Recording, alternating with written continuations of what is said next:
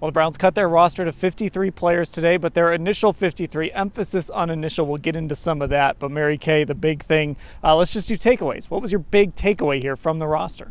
My big takeaway is the fact that there are still 4 quarterbacks on the roster. We've got Deshaun Watson, Jameis Winston, Dorian Thompson-Robinson, and Tyler Huntley, all still here. We watched them practice today.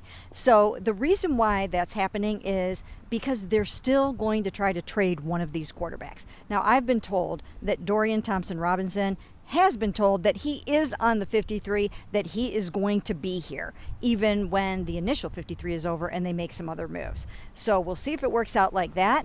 And then they will also field some calls, I'm told, on Tyler Huntley and maybe even Jameis Winston. It doesn't mean that they are actively pursuing a trade for Jameis Winston, but if someone calls them and, of course, makes them an offer that they can't refuse, they would probably at least listen to it. I don't see it happening. I think that would be the sort of the shocker here, but it is at least something that could possibly be under a little bit of consideration. Ashley, this felt a little bit like Andrew Berry, like he was shopping these guys. He wanted to make a trade, and he just sort of said, oh, you really don't think I'll keep 4? Just try me. And he decided to keep 4. That was exactly the first thing I thought when that email came through. Is it just kind of affirmed everything that, number one, Mary Kay, that you had already been reporting, that they were shopping these guys, because I think at that point he's like, okay, you all want to test me? You think I'm just going to cut one of these guys and you're going to scoop them up for free?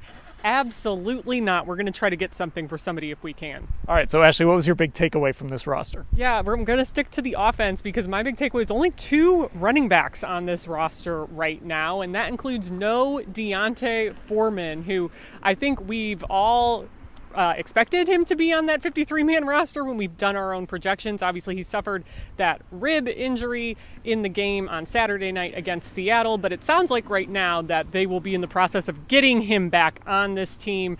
But I did think it was interesting, too, and could it mean that they're going to look and see around the league who else might be available, especially as they get into waivers and all that? Yeah, Mary Kay, we've talked so much about what D'Onta Foreman means to this team and this roster, and so it was a little jarring, I think, to see him on that cut list, to see that his contract was terminated. But with only 2 running backs on the roster, you've got to think there's something else coming, and it could include him. Yeah, sometimes you just have to do some roster gymnastics to get everybody where you need them to be, and I think that's this situation with D'Onta Foreman. His contract was terminated, but it doesn't mean that he won't be back here soon if this all goes the way that it's supposed to.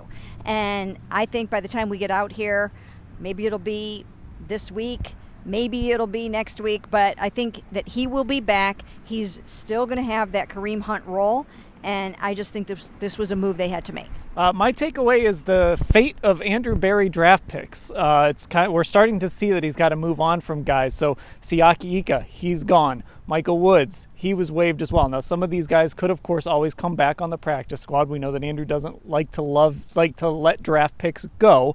But I thought it was interesting that he made those choices. Another draft pick that did hang around was David Bell. So he gets another chance. He's dealing with that quad injury. But Ashley, we're starting to see a little bit of a switch here. Andrew's starting to run out of roster spots for all these guys. Yeah, I think this just kind of goes to show this theme that this team is in a much different place than it was 5 years ago, because Andrew's now had 5 off seasons to draft guys, to build through free agency, to build through trade. So at some point, something's got to give. I said this yesterday with Siaki in particular, for example. That D-tackle room went from being a real weakness on this team in as recently as 2022 to all of a sudden they've totally rebuilt it, and it's one of the strongest units on this defense. So with that, a draft pick is left out. And to that point, Mary Kay, also Jawan Briggs, he was waived as well. Now, that's a guy that I think could definitely end up back on the practice squad, but it just speaks to the strength of this roster that he's so quickly willing to move on from draft picks, which he formerly was not willing to do.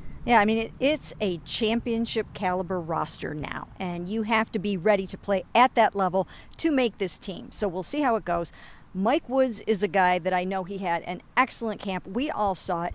Coming off of the ruptured Achilles, I think he's someone that will end up back on the practice squad unless somebody else gets to him first. As we mentioned on the pod yesterday, I think he can help someone. I think he can be someone's 5th or 6th receiver. He's big. He can make the contested catch. He's got good hands. So there's something there with Mike, and the Browns will be lucky to be able to get him on that squad. Okay, we have full coverage of the 53-man roster and everything that happened here in Berea. You can find it all at cleveland.com/Browns.